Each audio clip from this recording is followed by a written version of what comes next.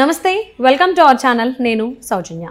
జగన్మోహన్ రెడ్డికి కృష్ణా జిల్లా నుండి షాకులు తగులుతున్నాయంట. సో అందులోనూ మైలవరం నుంచి అయితే ఇంకెక్కువ తగులుతున్నాయి అంటున్నారు.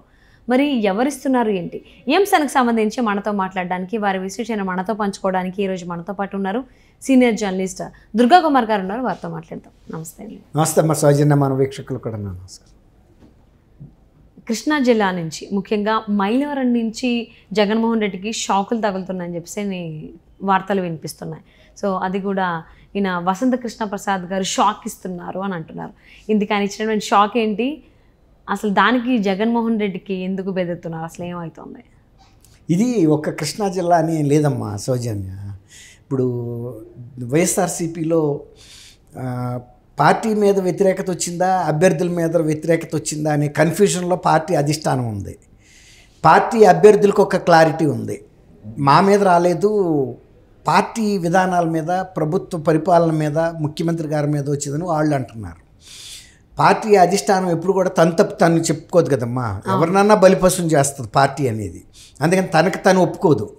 ఇప్పుడు అసలు 80 మందిని మార్చడం ద్వారా నియోజకవర్గాల్లో తర్వాత ఇన్ఛార్జీలు మార్చడం అనేది ప్రభుత్వం ఒక రకంగా తన వైఫల్యాన్ని ఎన్నికల ముందే ఒప్పుకున్నట్టే, అంటే యుద్ధానికి ముందే ఓటమిని ఒప్పుకున్నట్టే ఒక రకంగా చూస్తే. అది ఒప్పుకుని ప్రజల ముందుకు వెళ్ళటం అనేది, ఇక ఇంట్లోనే ఓటమిని ఒప్పుకున్నప్పుడు మనం యుద్ధరంగంలో గట్టి యుద్ధం అయితే చేయలేం, ఓటమే ఎదురవుద్దనే ఎవరికైనా అర్థమవుతుంది. ఇప్పుడు అన్ని జిల్లాల్లోనూ అదే పరిస్థితి ఉంది. కృష్ణా జిల్లాలో ఇప్పుడు పార్థసారథి గారిని చాలా సీనియర్ లీడరు, ఆయన రాజశేఖర రెడ్డి గారి మంత్రివర్గంలో కూడా మంత్రిగా చేశాడు. వాళ్ళ నాన్నగారు కూడా ఎంపీగా చేసిన వ్యక్తి. ఆయన పెనమలూరు ఎమ్మెల్యే ప్రస్తుతం పార్థసారథి గారు. ఆయన ఏం చెప్పాడు ఈ మధ్యలో, నన్ను మీరు ప్రజలు గుర్తించారు, గౌరవించారు, కానీ మా పార్టీ నాయకుడు, అధినాయకుడు అంటే జగన్మోహన్ రెడ్డి గారు నన్ను గుర్తించలేదు, గౌరవించలేదని చెప్పాడు. ఒక సిట్టింగ్ ఎమ్మెల్యే, సీనియర్ ఎమ్మెల్యే చెప్పాడంటే, ఎక్స్ మినిస్టరు, అంటే పార్టీ అభ్యర్థుల్ని, పార్టీలో ఉన్న ఎమ్మెల్యేస్ని లేకపోతే మినిస్టర్స్ని ఎంత చిన్న చూపు వస్తుందనేది చెప్పకనే చెప్పినట్టయింది. ఆయన్ని పెనమలూరు నుంచి వద్దు అని చెప్పేసి ఇప్పుడు మచిలీపట్నం లోక్సభ నుంచి పోటీ చేయమంటున్నారంట. ఆయనకి లోక్సభ నుంచి పోటీ చేయడం ఇష్టం లేదు. ఆయనకి పెనమలూరు, కంకిపాడు ఈ ప్రాంతంలో మొదటి నుంచి బాగా హోల్డ్ ఉన్న మనిషి. అక్కడే ఆయన రాజకీయ ప్రస్థానం అంతా సాగింది. ఇప్పుడు పెద్దగా మళ్ళీ వెళ్ళి లోక్సభలో పోటీ చేయాలంటే డబ్బు కూడా, విపరీతమైన డబ్బు కావాలి. అన్ని నియోజకవర్గాల్లో రకరకాల సామాజిక వర్గాలు ఉంటాయి, వాటి ప్రాబల్యం కూడా ఉంటుంది. వీటన్నిటిని ఇప్పుడు ఈక్వేషన్ వేసుకునే టైం ఆయనకి లేదు. కాబట్టి నియోజకవర్గం ఇస్తే గౌరవంగా ఆయన పోటీ చేసేవాడు, కానీ ఆయనది కూడా అనుమానంలో పడిపోయింది. ఇప్పుడు మీరు అన్నట్టు సరే, గన్నవరం వంశీది కూడా, వల్లభనేని వంశీది అది అనుమానంగా అని చెప్తున్నారు. అంటే ఆయన తెలుగుదేశం నుంచి వెళ్ళాడు కాబట్టి అంత రైట్గా అడిగే పరిస్థితి ఆయనకి ఉండదు. ఆయన్ని బ్యాంక్ అయ్యి నమ్మి ఇచ్చే పరిస్థితి వైఎస్ఆర్సీపీకి కూడా ఉండదు. కాబట్టి సాది కొంతవరకు పర్వాలేదు. ఇప్పుడు మైలవరంకి వచ్చేటప్పుడు వసంత కృష్ణ ప్రసాద్ గారు, ఈయన వసంత కృష్ణ ప్రసాద్ గారు రాజకీయ బ్యాక్గ్రౌండ్ నుంచి వచ్చిన కుటుంబం. ఆయన వాళ్ళ నాన్నగారు యూత్ కాంగ్రెస్ కార్యకర్తగా ఆయన కెరీర్ మొదలుపెట్టాడు. దాదాపు ఒక 50-60 ఏళ్ళ ఇది ఉంది ఆయనకు అనుభవం ఒక కాంగ్రెస్ పార్టీలో. తర్వాత టీడీపీలో కూడా హోంమంత్రిగా చేశారు. ఈయన ఎన్టీ రామారావు గారు మొదటి క్యాబినెట్లోని హోంమంత్రిగా చేశాడు. అట్లా అగ్రికల్చర్ మినిస్టర్గా చాలా మంచి మంచి పోర్ట్ఫోలియో చేశాడు. తర్వాత ఆప్కాప్ చైర్మన్గా చేశారు, రాష్ట్ర స్థాయిలో కోఆపరేటివ్ బ్యాంక్కి చైర్మన్గా. అట్లా అదే క్యాబినెట్ ర్యాంకే ఆయనకి. వాళ్ళది యాక్చువల్గా నందిగాం నియోజకవర్గం, వసంత నాగేశ్వరరావు గారిది కానీ కృష్ణప్రసాద్ది కానీ. అయితే అది రిజర్వ్డ్ నియోజకవర్గం అవడంతో కిందటి ఎలక్షన్స్కి 2014 ఎలక్షన్ అప్పుడు కూడా వసంత కృష్ణప్రసాద్ గారికి తెలుగుదేశం పార్టీ ఎక్కడ సీట్ కావాలంటే అక్కడ ఇస్తానికి ఆఫర్ ఇచ్చింది. ఎందుకంటే వాళ్ళ కుటుంబానికి తెలుగుదేశం పార్టీతో మొదటి నుంచి అనుబంధం ఉంది.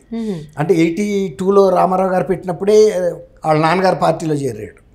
కాబట్టి ఆయనకి అందరితో కూడా, ఆయన పార్టీల తర్వాత మారినా ఏది చేసినా ఆయనకి వ్యక్తిగత పరిచయాలు, ఆయన అంటే గౌరవం తెలుగుదేశంలో ఉంది.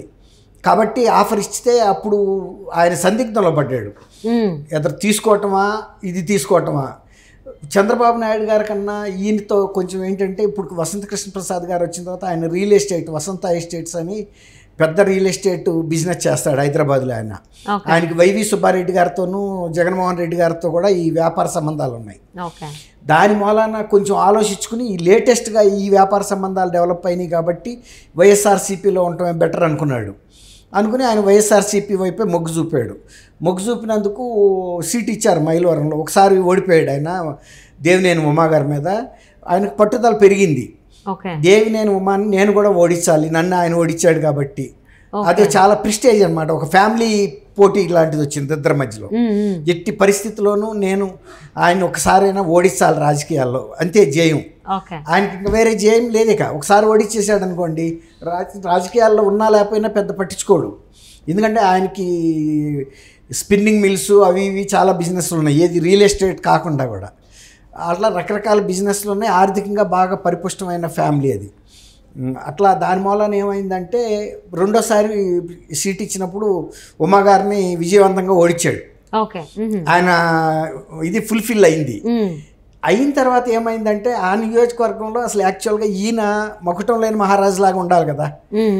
కానీ ఈయనకి పోటీగా పెడన ఎక్స్ఎమ్మెల్యే మినిస్టర్గా కూడా చేశాడు.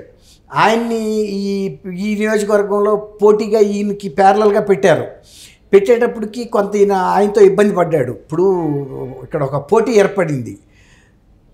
ఆ పోటీతో దీనికి ఒక తలనొప్పిగా అయ్యి మాటికి ఇష్యూ ముఖ్యమంత్రి గారి దృష్టికి కూడా వెళ్ళినా కూడా పంచాయతీలు ఎన్ని పెట్టినా కూడా ఆయన మొన్న చంద్రబాబు నాయుడు గారి ఇంటి మీద కూడా వెళ్ళాడమ్మా. ఇది చంద్రబాబు నాయుడు గారి ఇంటి మీద దాడి చేయడానికి కూడా వెళ్తే పోలీసులు అప్పుడు లాఠీచార్జ్ చేశారు. అయితే ఈయన కృష్ణప్రసాద్ గారికి ఏంటి ఈ తలనొప్పి తయారు ఎక్కువైపోయింది. రమేష్, అతని పేరు రమేష్, వాళ్ళ బ్రదరు, వీళ్ళు ఇసుక బిజినెస్లు అయ్యి అక్రమ బిజినెస్లు చేస్తున్నారు ఈ నియోజకవర్గంలో. ఆ చెడ్డ పేరేమో ఈయనకి వస్తుంది, డబ్బులు వాళ్ళకి వెళ్తున్నాయి. దీంతో ఆయన 2-3 సార్లు సజ్జల రామకృష్ణారెడ్డి లెవెల్లో చెప్పాడు. తర్వాత ముఖ్యమంత్రి గారి దృష్టిలోకి వెళ్ళాడు. ముఖ్యమంత్రి గారు పిలిపించి మాట్లాడాడు, కానీ అది మాత్రం సరేవల. ఈ పరిస్థితుల్లో అసలు ఇప్పుడు ఈయనకి కూడా టికెట్ ఇవ్వరేమోననే ఒక అనుమానం వ్యక్తం అవుతుంది పార్టీ వర్గాల్లో. అది వసంత కృష్ణప్రసాద్ గారు లాంటి వ్యక్తికి అది అవమానకరమైన విషయం. పార్టీలో ఎమ్మెల్యేగా చేసి అసలు ఆయనకి మినిస్టర్ కూడా ఇస్తారని అనుకున్నారు, మినిస్టర్ ఇవ్వాల, కానీ ఈ రమేష్కి ఇచ్చారు. అట్లా అనమాట. ఆయన సామాజిక వర్గానికి చెందిన వాళ్ళు మైలవరంలో కొంత సైజబుల్ నెంబర్ ఉన్నారు పాపులేషను. వాళ్ళ ద్వారా కొంత ఇక్కడ ఈయనకి చికాకు పెడతాం చేశారు. ఈయన టైము నియోజకవర్గంలో సేవ చేయటం ఆయన పటిష్టపడే కన్నా ఈ న్యూసెన్స్ ఎదుర్కోవడంతోనే బోల్ టైం అయిపోయింది ఆయనకి ఈ తలనొప్పి. సో అంటే ఈ వీటన్నిటి వల్ల ఆయన ఇప్పుడు కొరకరానికి కొయ్యగా తయారయ్యారా జగన్మోహన్ రెడ్డికి? అంతేగా ఇప్పుడు ఆయన బహుశా పిలిపిస్తానికి ప్రయత్నిస్తున్నట్టున్నారు, ఏదైనా చెప్పడానికి కమ్యూనికేషను. ఏది నీకు సీట్ ఇవ్వట్లేదనో ఇస్తామనో ఏదైనా చెప్పాలి కదా. ఆయన అసలు స్విచ్ ఆఫ్ చేసుకున్నట్టుంది. అసలు ఆయన ఫోన్ మీద దొరకటల్లా. ఒక రకంగా ఆయన మానసికంగా రేపు రాజకీయాల నుంచి అవసరమైతే నేను మానేస్తాను తప్ప ఎవరికి లొంగేది లేదు, నేనెందుకు లొంగుతాను, నేనేం తప్పు చేశాను అనేది తీరు మీద ఆయన ఉన్నాడు. ఆయనకి వ్యాపారాలు కూడా ఉన్నాయి, అవి చేసుకుంటేనే బోల్డ్ ఆదాయం వస్తుంది ఈ తలనొప్పుల కన్నా, ఇట్లాంటి వాళ్ళందరికీ సమాధానాలు చెప్పుకునే కన్నా. అందుకని ఇప్పుడు ఒకవేళ ఆయన సడన్గా మైలవరం నుంచి మానేస్తే కూడా వీళ్ళకి ఉమా మీద పోటీ చేసే క్యాండిడేట్ దొరకటం కూడా వైఎస్ఆర్సీపీ కష్టమే. ఒకవేళ ఇంకోటి ఏంటంటే తెలుగుదేశం కూడా ఈయనకి టికెట్ ఇవ్వడానికి పెద్ద వెనకాడదు. ఎందుకంటే వసంత కృష్ణప్రసాద్ ఇప్పటికైనా సరే ఎట్లా ఉంటుందంటే ఆయనకి మంచి పలుకుబడి ఉంది. ఇప్పుడు వేరే నియోజకవర్గాల్లో విజయవాడ లాంటి 3 నియోజకవర్గాలు ఉన్నాయి, సెంట్రల్, వెస్ట్ అండ్ ఈస్ట్. అలా ఏదో ఒక నియోజకవర్గం నుంచి అయినా పోటీ చేయొచ్చు. లేదంటే జగ్గైపేటలో అంతకుముందు వాళ్ళ నాన్నగారు పోటీ చేసిన సందర్భాలు ఉన్నాయి. నందిగామ పక్కనే ఉంటుంది. అక్కడ శ్రీరామ్ తాతయ్య గారిని తెలుగుదేశంకి మంచి క్యాండిడేట్ ఉన్నాడు. ఒకవేళ అయినా కూడా ఒకవేళ వసంత కృష్ణప్రసాద్ గారిని కనుక అకామిడేట్ చేయదలుచుకుంటే శ్రీరామ్ తాతయ్య గారిని ఆపి ఇంకోసారి నీకు రాజ్యసభ ఇస్తామని కూడా చేయగలరు. అంత హోల్డ్ ఇతనికి ఉంది వసంత కృష్ణప్రసాద్ గారికి. కాబట్టి ఒక రకంగా ఇవాళ వైఎస్ఆర్సీపీకి ఇతరులు మోకరిల్లినట్టుగా వసంత కృష్ణప్రసాద్ గారు మోకరిల్లాల్సిన అవసరం లేదు. ఎమ్మెల్యేగా పోటీ చేయకపోతే వచ్చే నష్టం లేదు. ఒకవేళ ఆయన వెళ్ళి అడిగితే టీడీపీ కాదనే సమస్య రాదు. కాబట్టి ఇప్పుడు ఆయన్ని పట్టుకునే పనిలో వీళ్ళు కష్టపడుతున్నారు వైఎస్ఆర్సీపీ వాళ్ళు. అది దాని సారాంశం. ఓకే. సో ఫైనల్లీ అసలు మరి జగన్మోహన్ రెడ్డి ఈయన మైలవరం నియోజకవర్గానికి సంబంధించినటువంటి ఎమ్మెల్యే ఆయన వసంత కృష్ణ ప్రసాద్ గారిని ఎంతవరకు బుజ్జగించగలుగుతారో లేకపోతే బుజ్జగించలేక వదిలేసుకుంటారా అసలు ఏంటనేది వేచి చూద్దామండి రాబోయేటువంటి రోజుల్లో.